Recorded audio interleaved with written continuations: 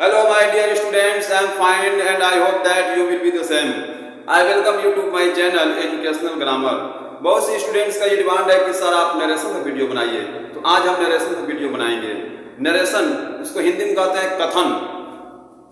Narration उसको हिंदी में कहते हैं कथन। वक्ता के द्वारा कही हुई बातों को या वक्ता के द्वारा कहे हुए शब्दों को दूसरे व्यक्ति से कहने की दो विधियां हो सकती हैं। पॉइंट वन, डायरेक्ट प्रत्यक्ष रूप से, और एक होता है इनडायरेक्ट अप्रत्यक्ष रूप से। डायरेक्ट एज एग्जाम्पल समझेंगे।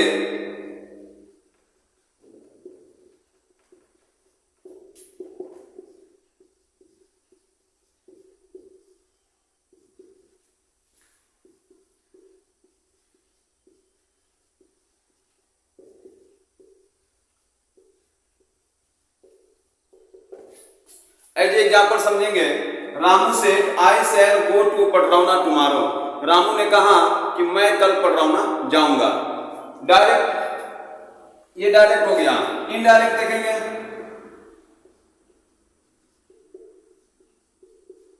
इनडायरेक्ट इसे हिंदी में कहते हैं अप्रत्यक्ष रूप से।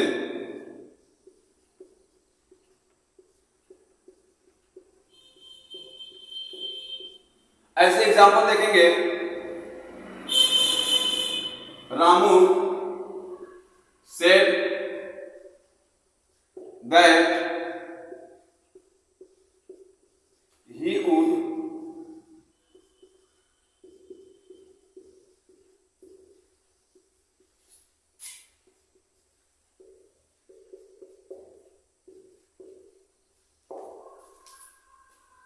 यह indirect. Ramu said that he would go to Padrauna the next day. Ramu ने कहा कि वह अगले दिन पटरौना जाएगा। दोनों में डिफरेंट देखिए क्या है। डायरेक्ट में Ramu said I shall go to Padrauna tomorrow. Direct में रामू ने कहा कि मैं कल पटरौना जाऊंगा, और इनडायरेक्ट में उसकी कही हुई बातों को जब दूसरे व्यक्ति से कहेंगे तो जब इनडायरेक्ट का रूप लेंगे तो रामू सेड दैट, रामू ने कहा कि he would go to Padrauna the next day, the following day, कि वह अगले दिन पटरौना जाएगा। अब डायरेक्ट और इनडायरेक्ट जो नरेशन है, अब डायरेक्ट के बारे में हम जानेंगे कि डायरेक्ट स्पीच क्या है, डायरेक्ट नरेशन क्या है।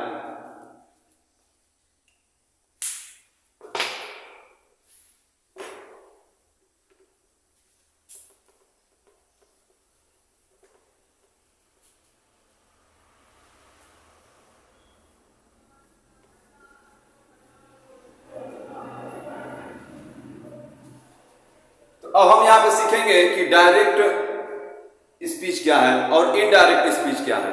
डायरेक्ट में देखेंगे।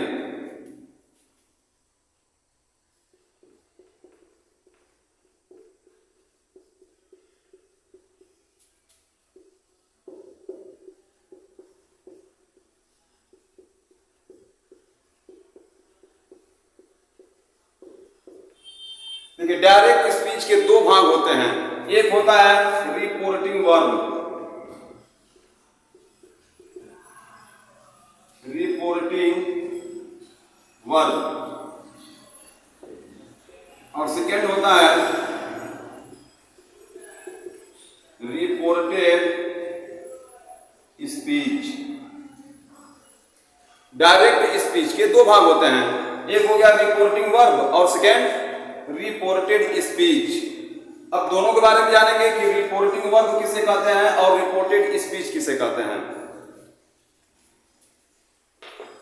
रिपोर्टिंग वर्ब देखिए, रिपोर्टिंग वर्ब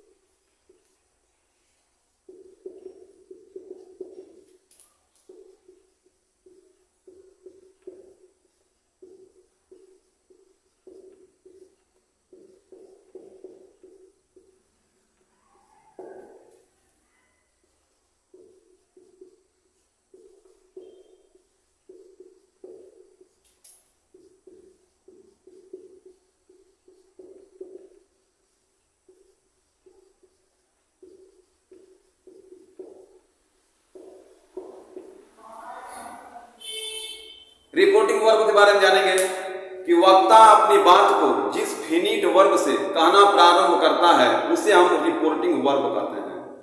फिनिट वर्ब हो सकता है कि आप सभी स्टूडेंट्स में से कुछ ऐसे स्टूडेंट्स होंगे जो फिनिट वर्ब के बारे में नहीं जानते होंगे, तो थोड़ा सा फिनिट वर्ब के बारे में हम यहाँ पे एक्सप्लेन कर दे रहे हैं। जो फिनिट और नॉन फिनिट में जो डिफरेंट है उसको आप जान लीजिए। नोट के माध्यम से नहीं, वैसे हम एक्सप्लेन कर दे रहे हैं, यहाँ पे आप समझ लेंगे कि एग्जाम्पल के माध्यम से हम आपको समझा दे रहे हैं।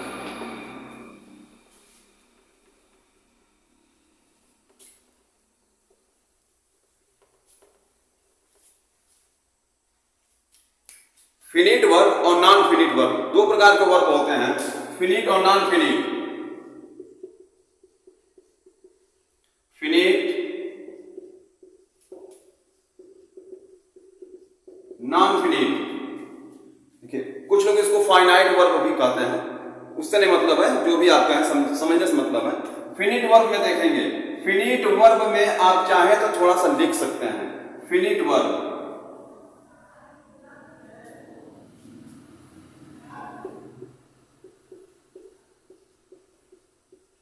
जो वर्ब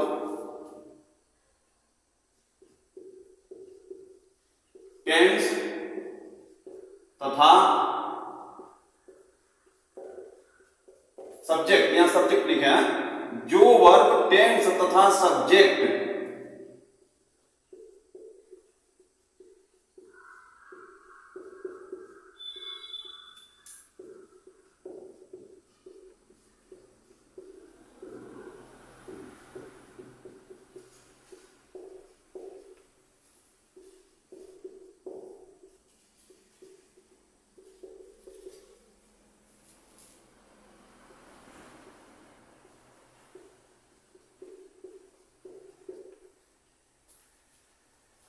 फिनिट वर्ब के बारे में जान लेंगे। जो वर्ब टेंस तथा सब्जेक्ट के अनुसार अपना रूप बदलती है उसे फिनिट वर्ब कहते हैं। और नॉन फिनिट वर्ब जिन पर टेंस तथा सब्जेक्ट का कोई प्रभाव नहीं पड़ता है, ये टेंस और अपने सब्जेक्ट के नंबर, पर्सन तथा जेंडर से स्वतंत्र होते हैं, उन पर टेंस तथा सब्जेक्ट का कोई प्रभाव नहीं पड़ता है, उन्हें कहते हैं non finite verb.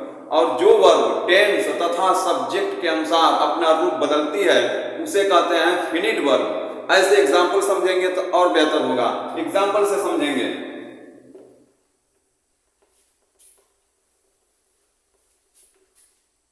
Black board थोड़ा शॉर्ट है, भी छोटा है, इसलिए बार बार इरेज करना पड़ रहा है, अभी फैसिलिटीज उतनी अच्छी नहीं है।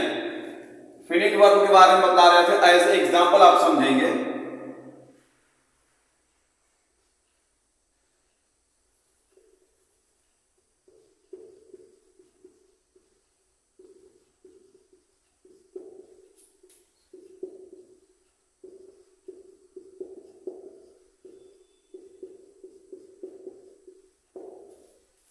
Lencho wants to write a letter।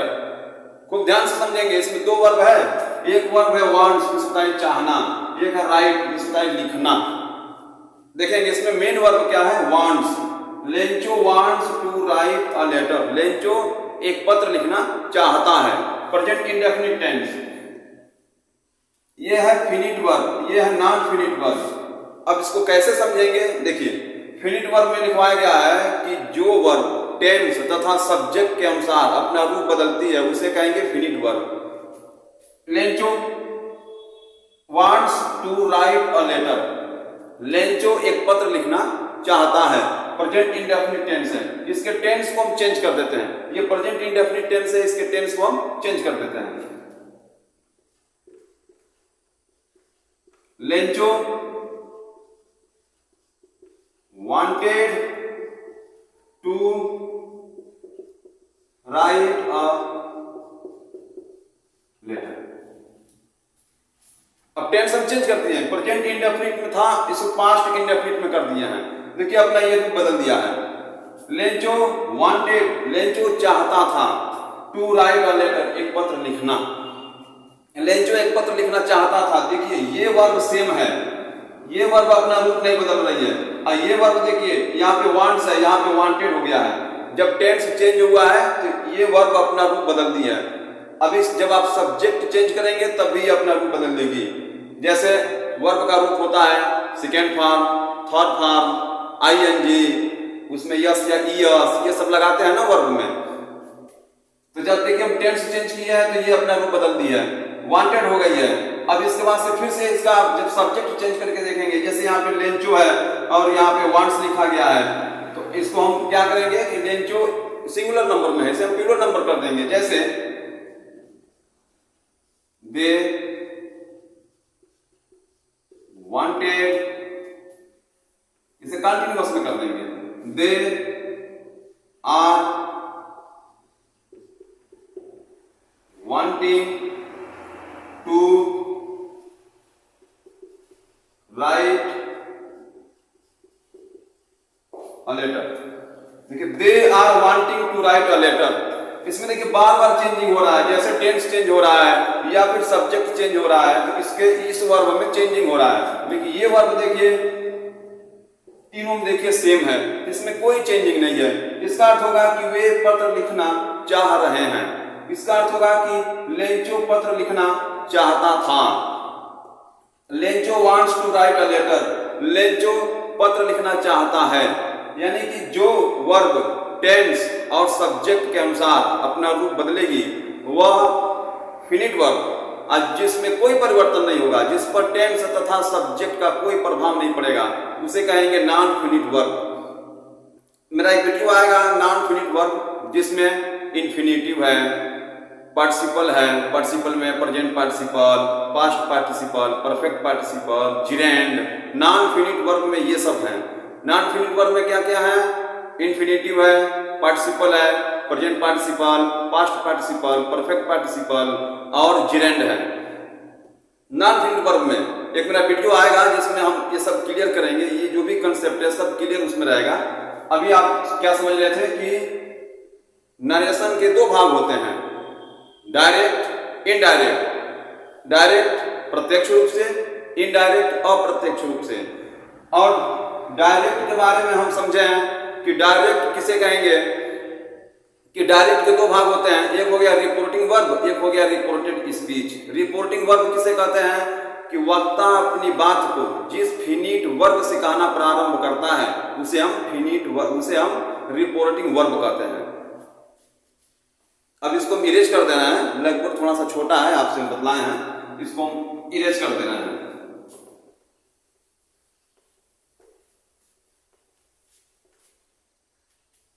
Direct speech के दो भाग होते हैं, एक रिपोर्टिंग वर्ब, एक रिपोर्टेड स्पीच।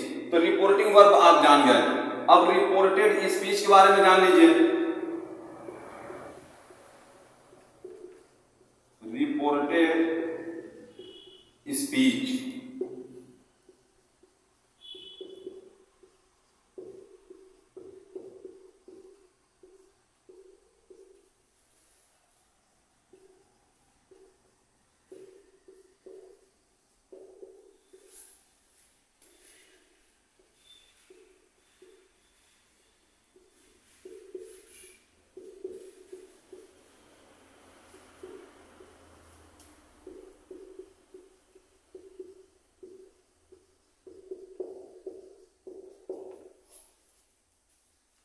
रिपोर्टेड स्पीच वक्ता के द्वारा कहे हुए कथन को, यानी वक्ता के द्वारा जो बात कही गई है उसको हम रिपोर्टेड स्पीच कहते हैं।